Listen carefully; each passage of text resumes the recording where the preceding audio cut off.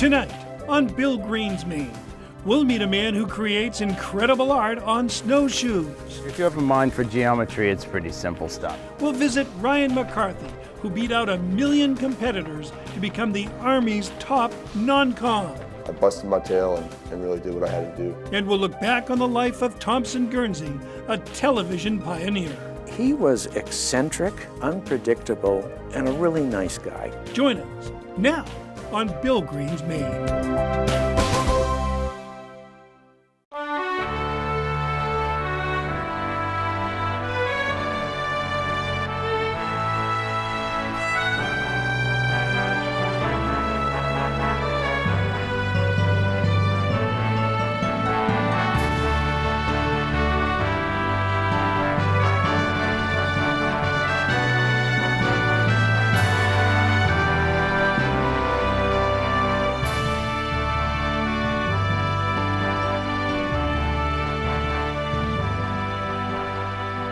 Good evening, everyone.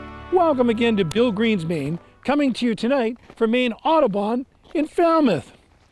People who have been driving around Augusta have been noticing beautiful patterns in the snow, sort of like big crop circles. Well, they are the work of a snow artist by the name of Jason Cody. Snow art is a great way to cheer a winter day. These patterns were made by Jason Cody, who saw a European doing something similar. Yeah. Jason was intrigued and thought he could do it too. Usually I sketch them out. I actually have a photo right here of the one that we're going to try out today. This is the first one I ever did. Actually, it's a real simple one. Yeah. And it's called the Flower of Life. But yeah, you want to give it a shot? Let's go. All right. A pristine field which slants toward a road is his canvas, snow is his medium, snowshoes his instrument. I always try and hide the walking path to get to the middle, because generally on these patterns we have to start in the middle. Jason starts by driving a stick in the snow and attaching, in this case, a 25-foot rope. Meticulously, he creates the first circle, and then the second, becoming something of a human spirograph. Yeah, there's science in this. There's a little bit. There's really not that much. There's a little bit of geometry. If you have a mind for geometry, it's pretty simple stuff. This basic stuff. We'll end up walking around this a couple more times. Jason gave me the very important job of following him and using my snowshoes to walk opposite his steps.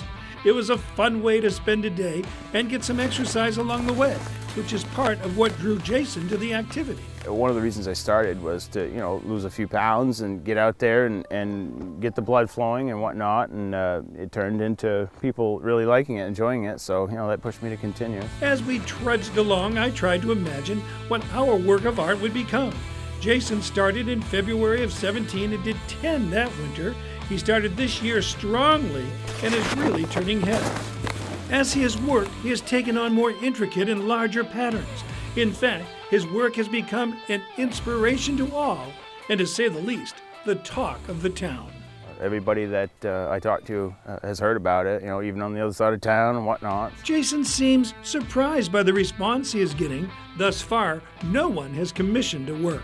I'm not into it for the money at the moment, but if somebody come up to me and asked me to do a specific one, drawing for a specific event or whatever, I wouldn't say no, that's for sure. This piece he did at the Natanis Golf Club was a big surprise for me. I don't want to display my enormous ego, but I was walking through it and said, Bill Green's Maine, thank you, it's wonderful. Jesus, beautiful, that's a lot of work. Yeah, I got about 40,000 steps. I use the health app on the iPhone, and about 2.5 days of work. It was a little bit of hard time completing it. The wind picked up last night, almost when I had it completed, filled some of it back in, but luckily today, you picked a great day today.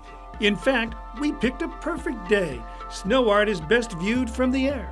And it's a good point, the sun's shining, it kind of needs to be shining to see these drawings. They're such a large scale, and when the sun isn't shining, it's hard to decipher, from the drone what's what. Jason Cody's snow art is beautiful but ephemeral. When it's done, it seems almost magical, bringing smiles to the faces of passers-by. Art, for art's sake, work which brightens our all too brief winter days. What an honor it was to have Jason do that Bill Green's Maine snow art. The sad part is, like this field, it's already gone. Glad we were able to get it on video. Coming back, we're going to meet the best non-com in the Army. It's Sergeant Ryan McCarthy when Bill Green's Maine continues.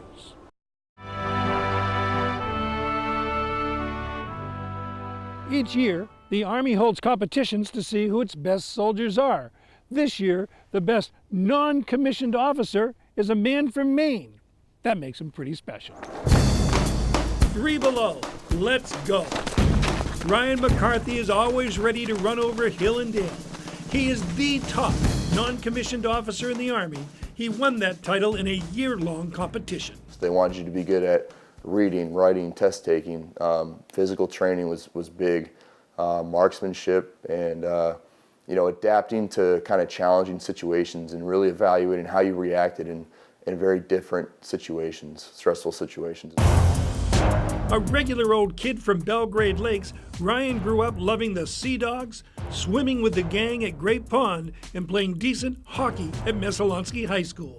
A couple of weeks after graduation, he joined the U.S. Army and has become a sapper leader. So what we do is we clear the battlefield of obstacles such as mines, fixed obstacles such as wire. We'll set demolitions so that the infantry or fall-on forces can go in, get in there and complete what they have to do on the objective. Ryan's Army objective was to be all that he could be. He served in several posts around the globe, including tours of Iraq and Afghanistan. It's very different. They're 2 different operational environments, 2 different wars. You're having a defined counterinsurgency in Iraq, and Afghanistan is a little different. The terrain is completely different. Afghanistan is very mountainous. It's very difficult to negotiate. And like I said, it's 2 different operational environments, and even to this day, they still present some different threats over there now. His favorite post was perhaps Fort Wainwright, Alaska, with his new wife and former Messalonsky classmate, Emily Mattos, who Ryan married in July of 14. She works remotely for a media agency at home and helps him with his Army studies. Well, she helps me study more than anyone else. She knows how dedicated and determined I am to be the best, and so she helps me with that. And I had to sacrifice a lot of weekends and personal and family time to prepare for this. So she, I owe everything to her. As the Army's top NCO, he may take a more global perspective than some first sergeants, and that is perhaps because his performance in the Best Warrior competition has placed him among the Army elite. It started a bit more humbly when he was one of 4 selected to test in his battalion of 600. I came into work one day and my boss said, hey, you're going to go to this board and you're going to win it. He did, and advanced to the brigade level. And this one actually was a Best Warrior competition, so it encompassed physical training, marksmanship skills, and a wide variety of military topics. And so it went from brigade to command level. The Army has 11 commands in the U.S. The competition was getting much tougher, and the skills tests were more difficult. I was shooting with M4s, so basic rifle marksmanship, engaging targets from anywhere from 50 to 300 meters. Also some situational marksmanship too, so while treating injured casualties, engaging targets while doing that as well. Each Army command and a couple of others sent their best to Fort Jackson, South Carolina for more competition in sweltering heat. Ryan wanted to win, but he realized there was a more important aspect to this competition. Meeting the guys and, it's competition at these things and you're sizing yourself up against 13 other guys, but at the end of the day, it's one team, it's one fight, and that camaraderie and cohesion, I think, out of everything I've done, that camaraderie and cohesion is probably the best thing. The Best Warrior competition would end at Fort A.P. Hill near Washington. Ryan was now attempting to do the near impossible. I took everything one thing at a time. I didn't think about anything that was going to go on, in the next day or 2 days. I didn't worry about anybody I was competing against, just kind of worried about myself. And what helped was we were all off on our own in the woods, in the field, doing these lanes. And it was helpful because you couldn't tell how your competitors were doing. All you knew was how you were doing. He was proud of his performance and felt he would maybe be second or third.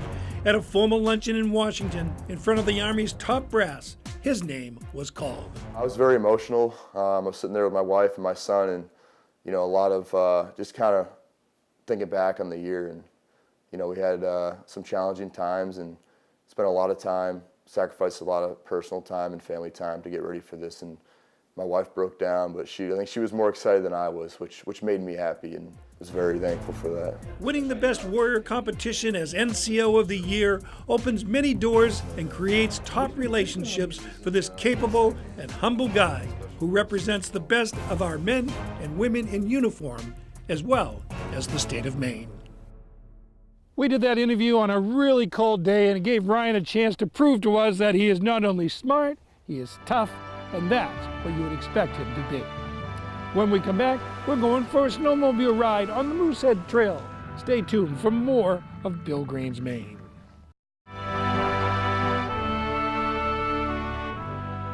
In the early days of snowmobiling, my dad wanted to take his 10-horse motor ski and drive it all the way around Moosehead Lake. I don't know if he did it or not. Nowadays, he wouldn't have to worry because there's a Moosehead Trail, and it is a beauty. The Moosehead Trail is a snowmobiler's paradise. At least 160 miles of trail connect interesting destinations all around Moosehead. 7 clubs and a network of groomers keep the trails humming. Janessa Meserve was visiting for the first time. I think it's awesome. This is my first time up this way on the trails, so this is quite the experience. I'm very excited to be here. What do you think of Moosehead? It's beautiful. The Birches Resort in Rockwood is a favorite stop, and in a way, it's where the trail began. John Willard's family has owned the Birches for more than 40 years. Bob Myers of the Maine Snowmobile Association was in his 3rd week on the job when J.W. proposed the Moosehead Trail. 18 years ago, it was my 3rd week on the job, and I was attending my first club meeting up in Rockwood. And it just happened to be the meeting when John Willard rolled out the plan for the Moosehead Trail. Did a beautiful presentation, talked about the landowners, talked about the benefits. He got all done. There was dead silence until finally someone in the back yelled, "You SOB." John laughs at that evening now, but says it was such a simple and sensible idea that everybody came around. My whole pitch was, our competition is not within, it's out there for all the things that we do outside. And now it's more diverse than ever. There's so many things to do in the world now. We have to have something magnificent to bring people here, and it is magnificent. You get great views of the lake from the foot of Kineo, and there are interesting places to stop, such as Northeast Cary, Pittston Farm, Kakajo, and Greenville. It features lots of woods riding with openings for scenic views and interesting places. Former MSA President Tom Seymour told me it was popular the day it was open and became the template for other regions. The people that really want an adventure can really, spread that out and make a real adventure out of snowmobiling. Saddlebagging through that tour is nice, where you unload for your gear in a set of saddlebags and not get back to your car and trailer till you're ready to go home. Up on Blue Ridge, you get a good view of Moosehead, and we hit the perfect day. Trails were great, and a number of other sledders were out putting on the miles. Stacy Seymour says that she's constantly surprised how good the food and accommodations are. You know what, it's amazing, the places, when I tell people that I find fine dining in the middle of the woods and fine accommodations, it's great. Yeah. And you just wouldn't expect it in the middle of the North Maine woods or anywhere in the western part of the state, or very nice. Because of the quality of the trail, the interest in the sport, and the professionalism of the businesses in the region, Maine has something special outdoors. In a lot of states where they have snowmobiling, they try to promote loops, but I mean, we're talking 14-mile loops, 20-mile loops. And here in the state of Maine, where we probably have some of the best riding on the planet, we think big. We have a 200-mile loop like the Moosehead Trail.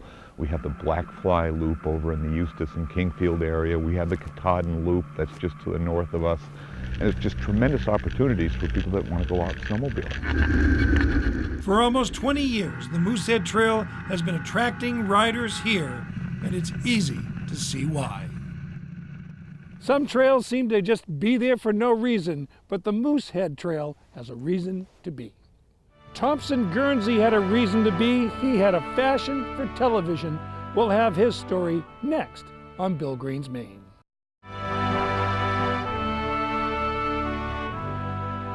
When I was a kid, I was watching an old movie and the character built some wings like a hang glider to see if he could fly. The whole town turned out as the man ran off his barn, soared out, and then straight down into a heap. He became something of the village idiot with everybody making fun of him, except for our hero in the story, because this young boy realized that the man had flown, if only briefly. And perhaps that's why we should take inspiration from a Mainer named Thompson Guernsey. Thompson Guernsey came from Dover Foxcroft, the son of a congressman. He was an engineering major at Maine, where he received this early radio license, which would become WLBZ. And Barry Darley would manage that station 50 years later. He was eccentric, unpredictable, and a really nice guy. Outside Special Collections at UMaine is a small showcase of Guernsey's work. Tubes and early radio ephemera. Wonderful stuff left by the boy wonder who started WLBZ Radio at his home in Dover Foxcroft upon graduation in '26. His early years were successful, but it was hard to keep his mind on business. Tom didn't have a good business sense. He was an absolute genius. There are not many who really qualify as genius. He's one of them that does. Guernsey loved engineering, Dover Foxcroft, and flying. He built the Sebec Air Camp, Beach and Cabana Club, as well as Winter Sports Theater on Sebec Lake under the umbrella title of Maine Recreation. Fred Thompson, who served as this company's president for 22 years but is no relation, has researched and written about Thompson Guernsey and told me how Guernsey would wine and dine the New Yorkers. He'd fly his plane down there on a Friday, pick up the executives, and fly them back to Sebec Lake. Entertain them all weekend with the band, live band from the radio studio, and fly them back home. He set up he actually opened an office in Rockefeller Center promoting the state of Maine, that people would walk in and get publicity materials and brochures, and he did this all on his own just to promote the state of Maine. Guernsey served lobster to Jack Benny and wife Mary Livingston, who'd come to Bangor to promote war bonds. Eddie Anderson, better known as Rochester, skated on Sebec Lake. Guernsey sold much of his interest in LBZ to support his development of television, and he was granted one of the first 3 commercial TV licenses in the U.S. He talked about 3-dimensional television. He talked about color television in 1938. He talked about cable television, the possibility of other services on the television could transform into. He was there. Well, that first license had one of the 3 experimental licenses in the United States. He purchased this camera from the 1939 World's Fair, one of 2 he used at his Boston station. He had a tower on the Sears building. He produced New England's first live broadcast. Almost everything was perfect. His problem when he got to Boston was he had all the equipment, had programming, he was on the air, he was live, he was doing everything a television station should. There just nobody had a television set. So, oops. He opened a storefront where people could come in and watch TV. He gave TVs to hotels to put in their lobbies. After 5 years, he turned to 20th Century Fox for capital. They pulled out after a year, and Thompson Guernsey was broke. They wasn't getting a return on their investment, so they left the industry. And when they got back in 45 years later? They had to take $1 billion to get themselves back into the industry. Guernsey turned his license into the government, and another was issued to WBZ, which became New England's premier station. The interesting thing is that if Tom could have held on for another 6 months to a year, he would have had Channel 4. He would have been an incredibly wealthy man, but it wasn't to be. Guernsey came home to Dover Foxcroft broke, but not broken. He tinkered together the Guernsey TV scope. Think of it as the first Sony Walkman, and earned a patent for it in the late 1940s. Bob White, who grew up in Dover, saw this invention years later. It was a small screen, probably that big, and it was kind of triangular shaped, and he had alligator clips that you'd plug in power into an outlet and clip on to the back of the TV, and it was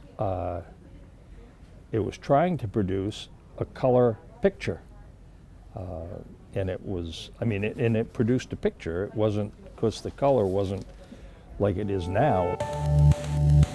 Thompson Guernsey lived out his days as an impeccably dressed, polite, and subdued man who drove an old car and lived in a refitted barn in Dover Foxcroft. I tried at one point when he was visiting to ask him about the early days of WLBZ, and his answer was, well, I really don't remember very much about that. But I think what he was really trying to say was, I really don't want to talk about that. The money, I don't think, was what he was really after. The means to an end. He was just an electronic genius, a radio broadcasting genius. And that's what his goal was. Sometimes those of us who are not described as geniuses laugh that Thompson Guernsey started at the top and worked himself all the way down. Others see him as a radio and TV pioneer who flew all too briefly.